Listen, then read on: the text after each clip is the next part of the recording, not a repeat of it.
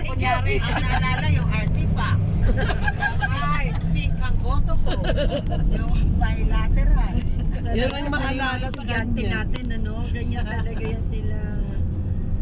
Yung lesson ng napag-anuhan. Sige, tuloy na tayo. Kunyari, Bigyan kami nasa RA, Sino ano? ba si Pastor? Sige, patulugin niyo na. Patulugin si Pastor. Yung may sinisilip, ano? Pastor. Kabuuan pala natin. Yes sir, yung Tinumaan pala. madaling araw, 5:30, mas marami po sir. Pero Baka bago nabigyan man kayo ng may isda. sinasabi yata si Sir Juni, sabi ni Sir Juni nung dumadaan yung naka-blue na lalaki nakapantal, forma na. Tayo na tayo. Sir Juni yun, ano? Sabi niya, Sir Juni, tas ganyan ang forma mo, forma tas naman to. init-init. Yung pala si Atty. Wayne.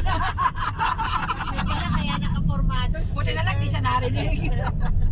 Makain kami, pinagchichismisan namin yun, init-init. Pero yung suot ng naka-high heels, parang isang kulay niya pang Red Ano? na.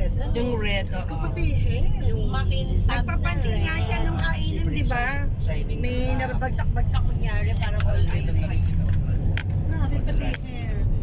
Ang naalala ko na yung magkapatid na peko. Sa mga peko. Principal ba? Yung kambal na peko, ang naalala ko na.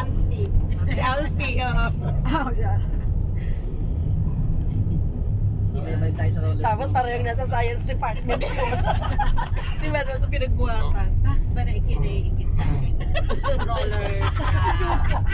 Ikaw sa Julia. Pinipilan niya. Kahit sa palaro pang bansa, nagpunta kami ng Simala. Kasama nga si Sir PJ. Baka ganito rin ako. Pinipilan niya kasi yung ano mo, yung rollers mo, kung